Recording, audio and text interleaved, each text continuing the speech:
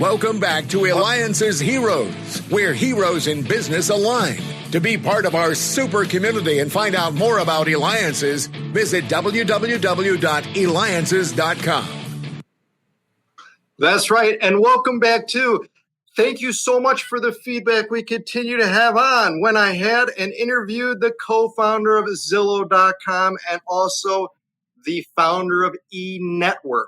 That's right, the eNetwork. So make sure that you go to Eliances.com. That's Eliances.com, because as you know, it is the only place where entrepreneurs align. Now, many of you listening and watching now may be getting hungry, because I am definitely getting hungry now. Well, guess what? You're going to be more hungry by the time this interview is over. That's right. Why? Because we have with us Matt Jordan. All right.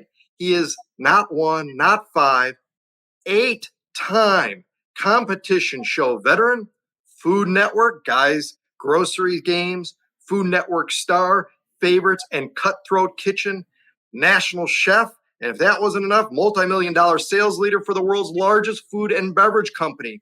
You could reach him by going to mattjordantv.com. And again, you'll see the link. You can go to Eliances.com and be able to find it and click to the link to reach him directly. All right, Matt, boy, you've done so much. I got to get right into it and stuff. Talk to us about 8-time competition show veteran of the Food Network. Like, how do you even become one, let alone 8?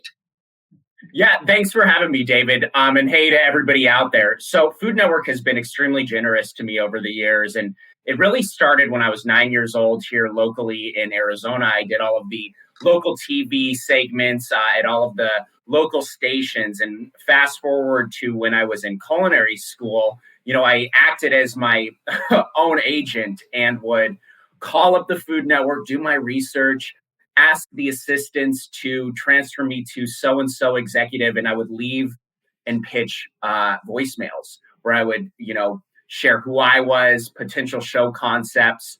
In addition, at culinary school, I went to the Culinary Institute of America in Hyde Park, New York, and up on the 3rd floor level, we had a food safety teacher that used to be a food stylist at the network. So I would march up to her desk, uninvited, the poor lady, here comes this 18-year-old kid just approaching her desk. But I had a reel of all of my video segments, and I was able to pitch myself to her and one other faculty member that knew people at the Food Network, and they were able to connect me. As one of my good friends says, to make a long story long, after culinary school, the then GM of the Food Network called me and asked me to do Cutthroat Kitchen. And that was really my big break. I was probably 19, 20 years old. And from there, the Food Network just kept having me back over the years. Talk to us about what it's like, though, being on TV, like the pressure of that and the bright lights, like even the lights affecting food. I don't know. I'm certainly not a chef, but it just seems like everything and the pressure of that. How do you handle that internally of, okay, I've only got this period of time. We're going to be doing this, right, this, and this to make it happen and produce something that's going to taste phenomenal. Yeah, absolutely. And not to make a food pun, but it really is a pressure cooker. And I had intense training. I had my first restaurant job when I was 16. So I've been working in really high intensity professional kitchens my entire life. I'm now 29. I'll be 30 this year.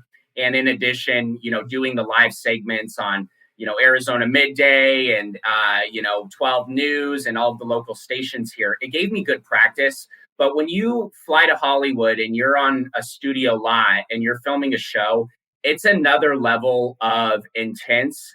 But it was so exciting. I had the training wheels to get there.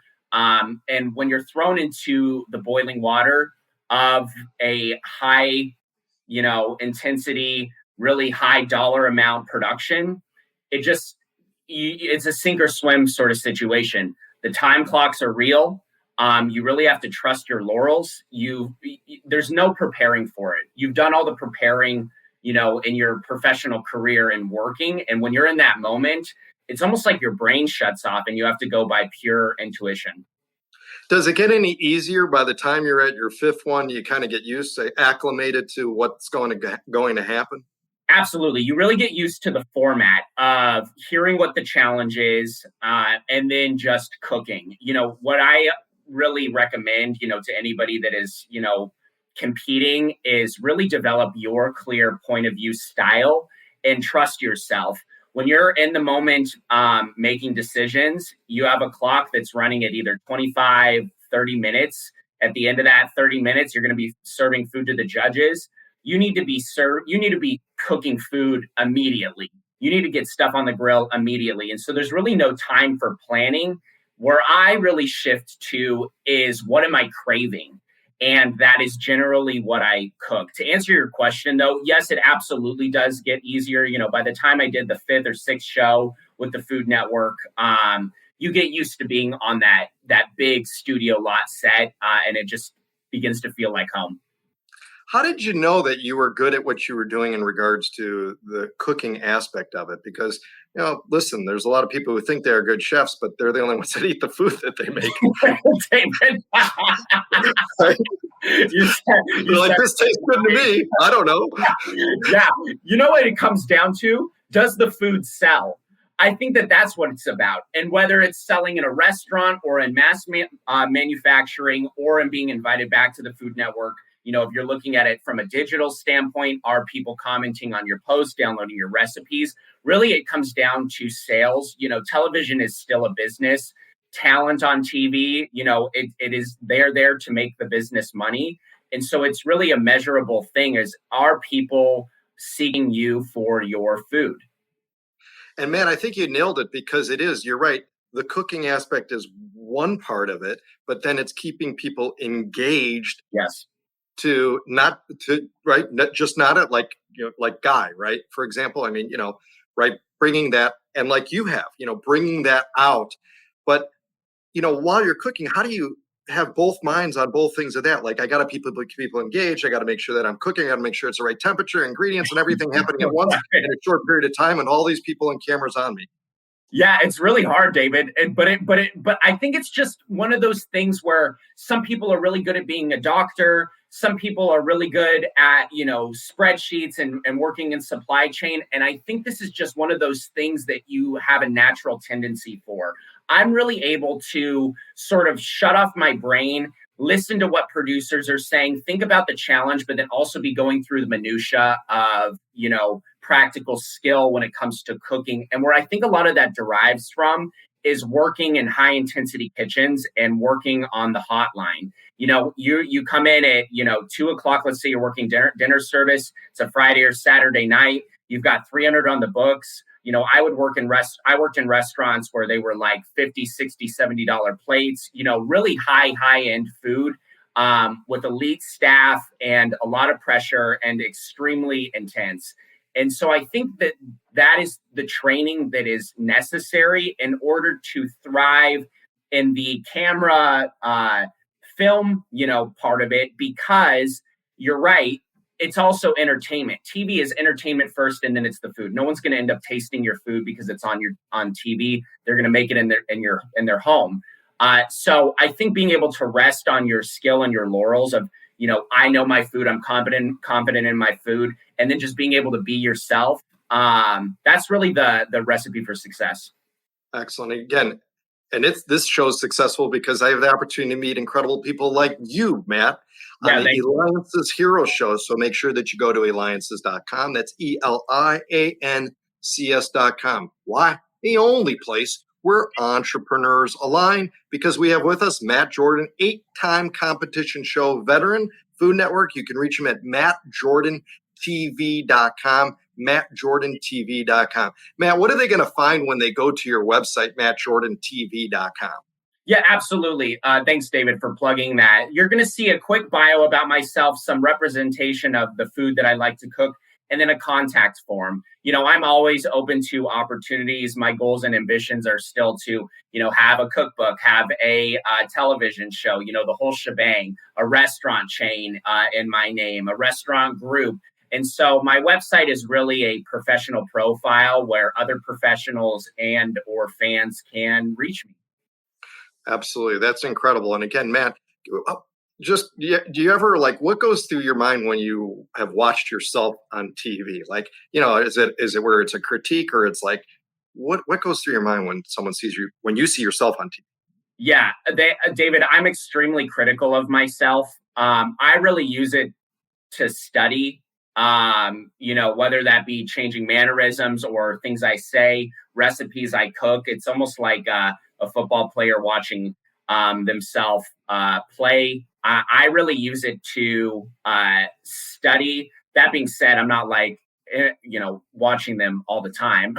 It's usually when they're first airing, but I am the critical type when I see myself on TV. Matt, if you had one goal of also what you want to do now, one goal, what would that be? Talk show. I would love to be a talk show host. Excellent. Well, you have the personality for it. You have the looks for it. Yeah, so you might as well be. Thanks, pal. I appreciate it. You do. So we got time for one more question. I think this is important because you mentioned at the age of 16 how you really got involved in the food industry. Yes. What kind of secrets can you share for others that maybe beyond the age of 16, but they don't know what they want to do? Like, how do you find it? What is it? And how did you know at the point, hey, this is really what I want to do. This is my passion. Matt, help us share the secrets of how others can find their passion for that. Yeah, absolutely. I think there's a lot of things that go into it, but I think that being able to stick with what you love through the hard times and when you're not making a ton of money, being able to see past the horizon of that, knowing that bigger things are coming are really essential to becoming successful. Straight out of school, especially culinary school, if you're not right off the bat making 100K plus, that's okay. Cut your teeth on a hotline, make $12 to $15 an hour, work at really great places. It's going to be extremely challenging. From age 16 to 24, I was making, barely above minimum wage, knowing that greater things were coming for me. And this was all in tandem with, everything with Food Network, the List TV show, Young Hollywood. And then I really got a big break in the corporate world, working as a national executive chef in a really heavy chef operations, marketing, sales role. And so being able to lay the foundation to build your skill is critical. And even if it is, painful, it's necessary. Excellent. Well, that's right. Stick with what you love. That's what we're doing here. And that's what Matt's doing. Matt Jordan, 8-time competition show veteran, Food Network guys, Food Network star, the list goes on. Make sure you reach out to him, mattjordantv.com. This has been David Cogan with the Eliances Heroes Show. But Matt, you got to dance with me now too. There you go. There we go. I love it. You're hired. I love it.